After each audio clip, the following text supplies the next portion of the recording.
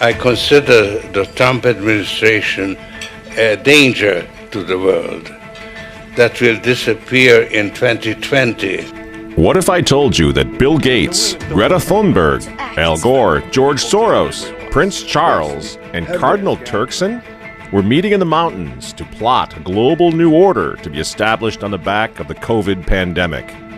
An outrageous movie plot? Or is it absolutely true? Donald Trump and the Davos connection, tonight from the editor's desk.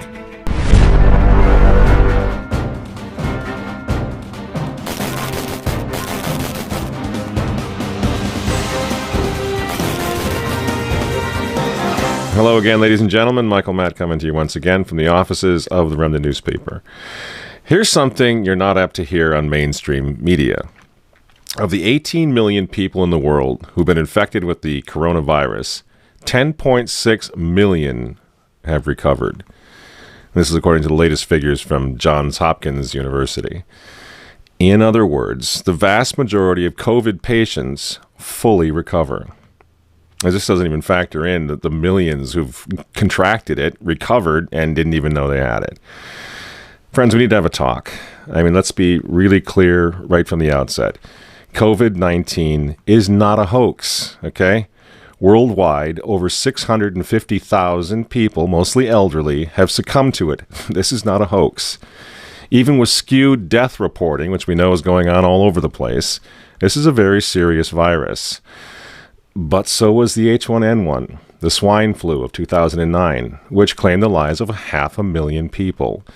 So was the Hong Kong flu of 1968, which claimed the lives of up to 4 million people. Flu is a nasty business. Now, do you remember these previous epidemics, pandemics? Probably not. Why? Because the media didn't freak us out over those. The country wasn't shut down. Healthy people were not quarantined. Schools weren't closed. Church services weren't canceled. Why not? Because COVID is a thoroughly politicized virus.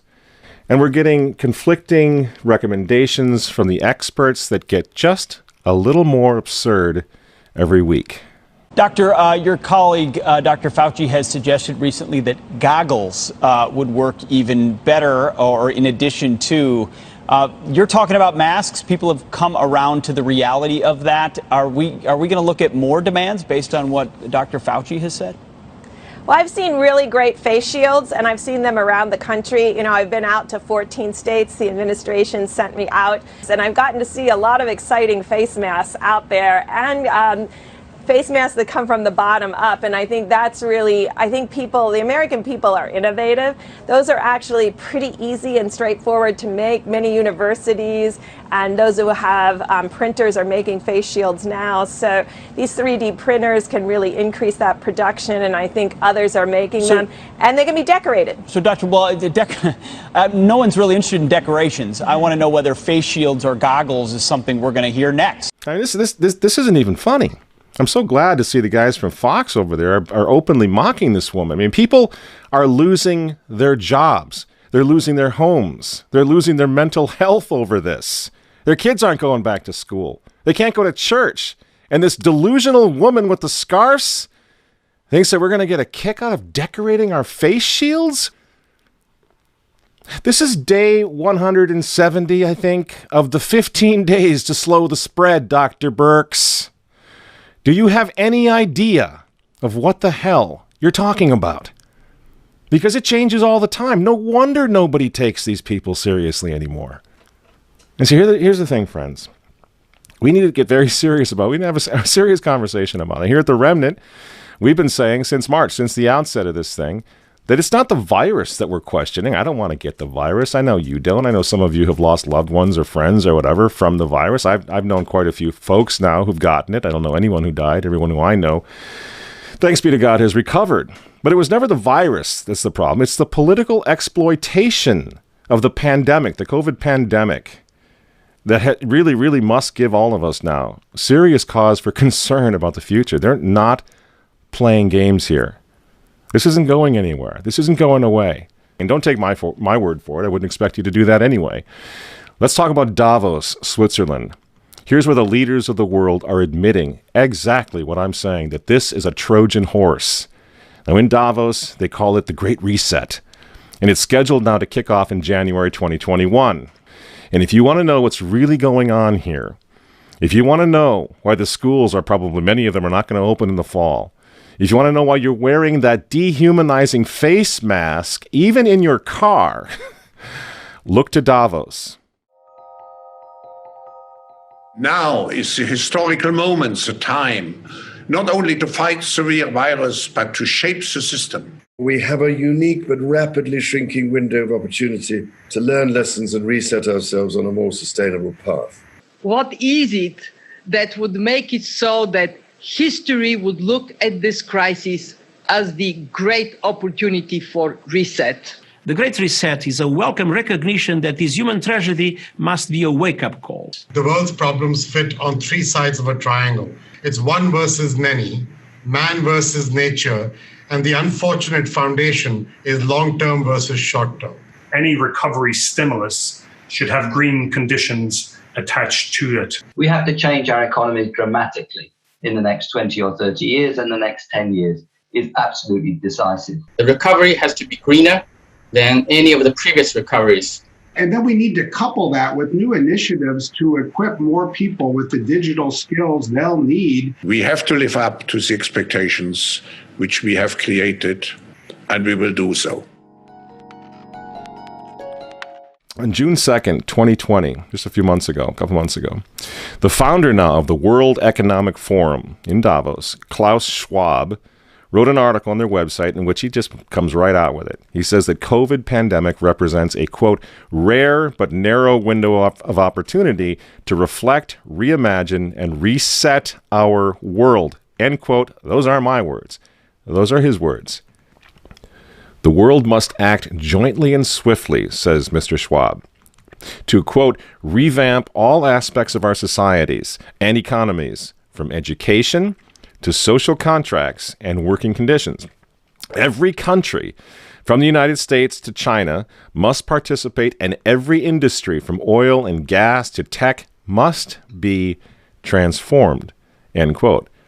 And Mr. Schwab comes right out and admits that he can't do this without, you guessed it, Bill Gates.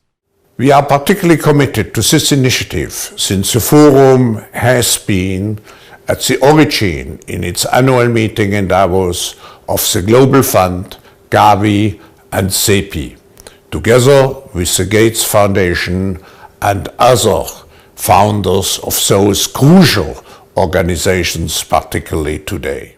And they're all there. All the movers and shakers of the world are in Davos at one time or another. Even Prince Charles, the insufferable Prince of Wales, got into the act in Davos in January. Unless we take the action necessary and we build again in a greener and more sustainable and more inclusive way, then we will end up having more and more pandemics and more disasters from ever accelerating global warming and climate change. So this is the one moment, as you've all been saying, when we have to make as much progress as we can. And of course, Antonio Guterres, the former Prime Minister of Portugal, who's also a Catholic and is now serving as the Secretary General of the United Nations, he's in Davos chiming in as well. A microscopic virus has closed down entire countries and economies. The Great Reset is a welcome recognition that this human tragedy must be a wake-up call. As you rightly say, it is imperative that we reimagine, rebuild, redesign, reinvigorate, and rebalance our world. Friends, the full picture should begin to emerge now, and I'm just giving you a sample. I mean, everyone has spoken here. Everyone who is anyone in the globalist community has gone to Davos, has delivered speeches. They come together, they network, they plan our future.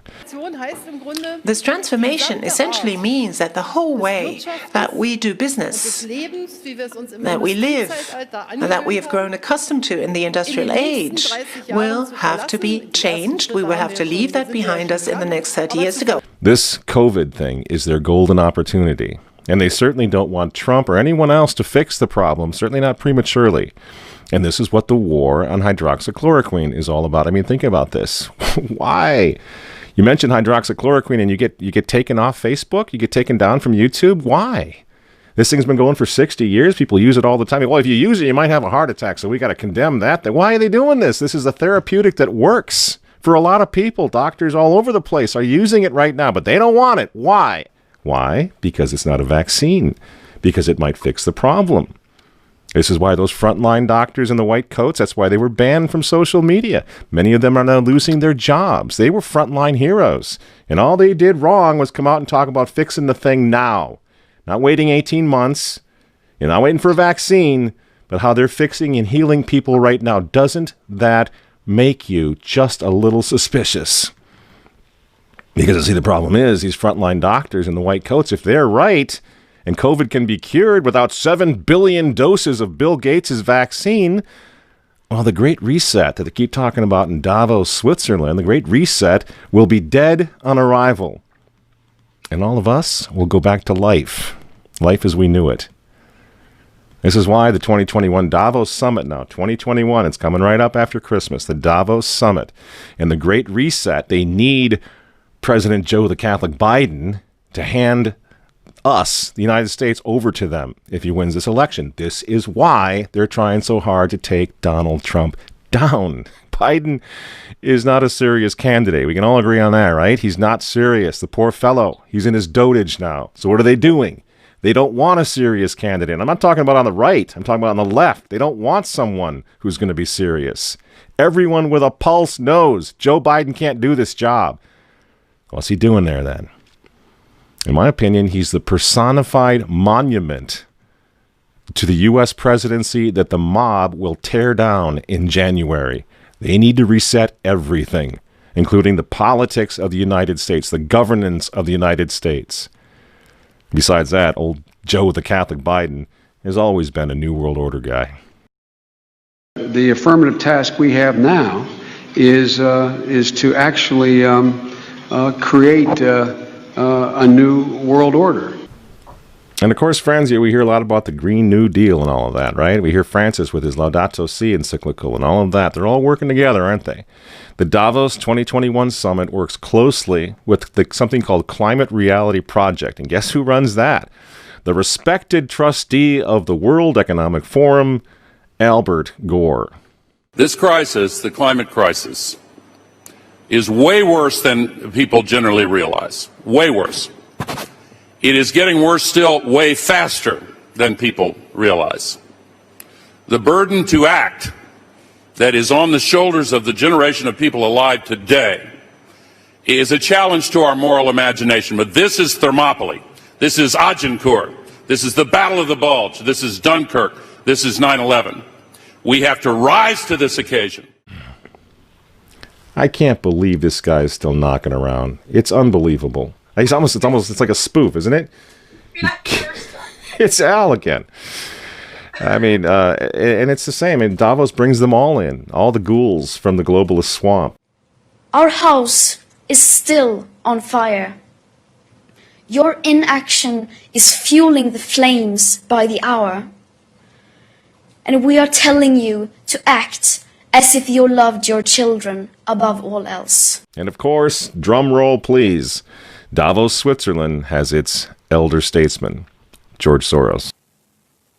George Soros's dinner at Davos is a bit of an institution at this event. He usually comes out with strong criticism of something that he feels is troubling for the state of the world. He didn't hold back either when talking about the US president, saying that he was describing him as a con man and ultimate narcissist. Even the fate of the world could be at stake in 2020 and the years to come as well, perhaps referencing there the upcoming, of course, election in the United States too. So George Soros really, using his platform here at Davos to speak to those, rich and famous who come to the World Economic Forum. We know that he's, in the past, has been a major donor to the Democratic Party in the United States. He didn't say anything about which candidate he might be supporting in the Democratic primary, but certainly no holding back on his criticism of President Trump. What's this all about?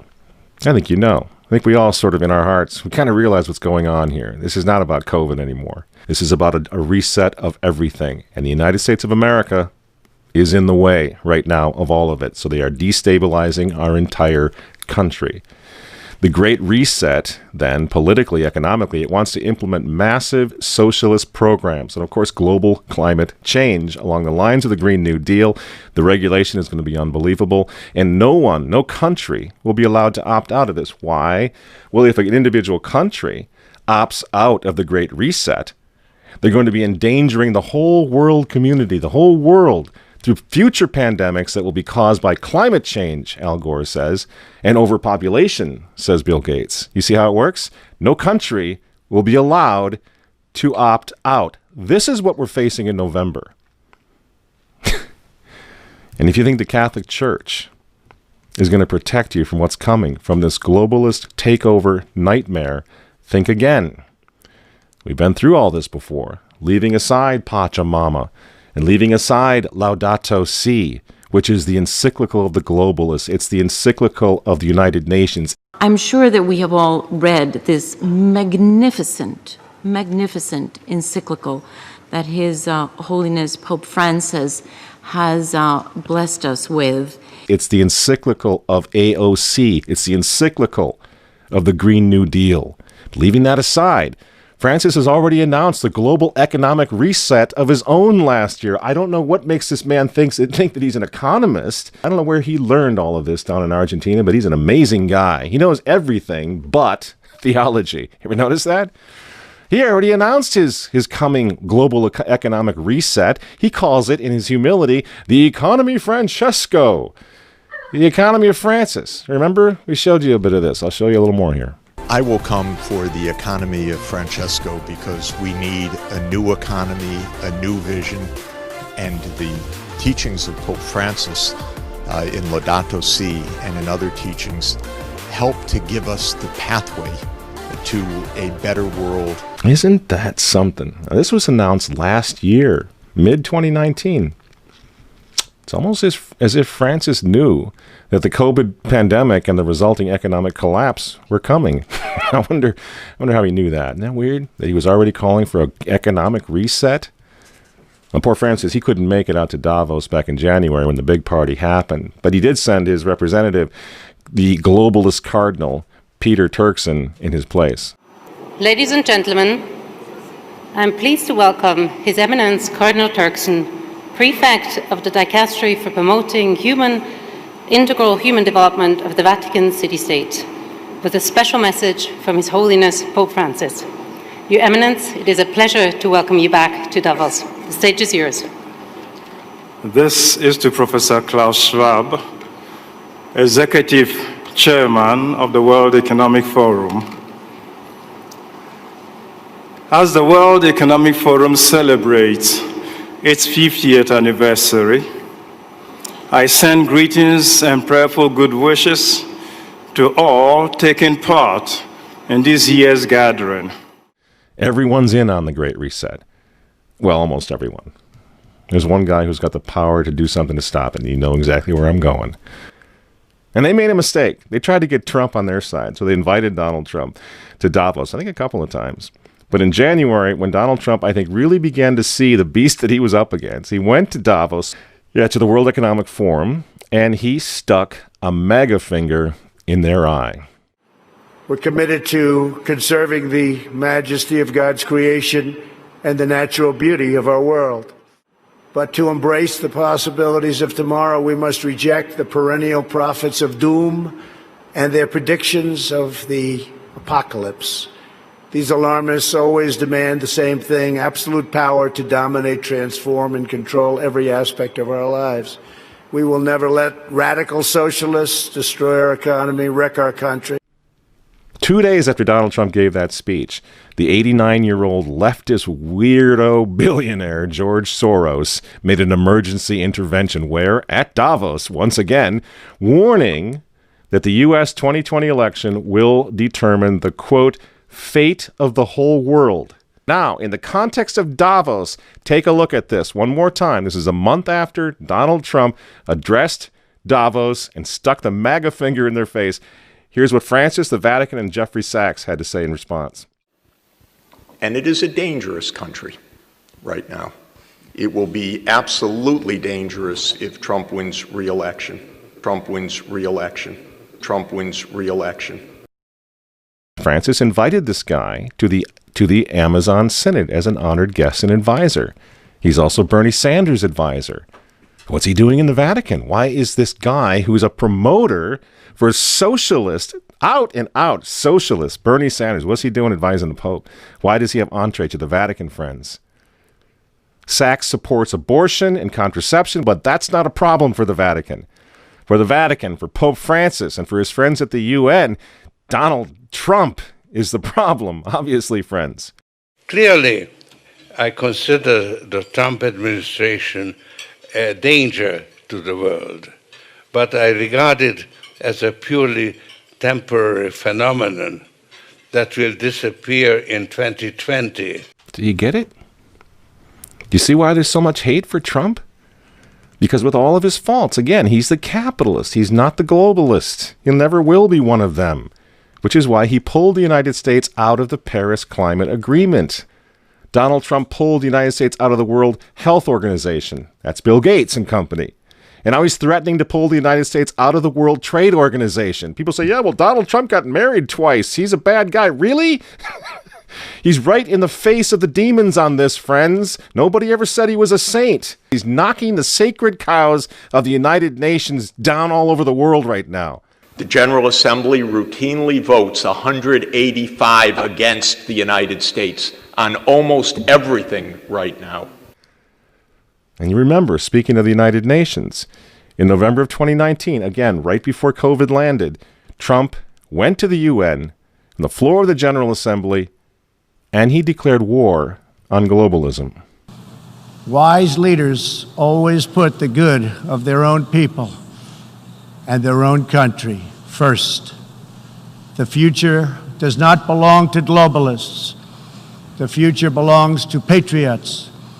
And shortly after the speech at the UN, Donald Trump delivered, what do you think happened? The coronavirus was unleashed on the world, and Trump's booming U.S. economy went on life support. Do you think that was an accident? So when they tell all of us to stay home, wear your mask so grandma doesn't get sick, please understand what's really going on here. They don't care about your grandmother. They don't care about old people, these people. They don't care about babies. They want them aborted so that they can save the common home.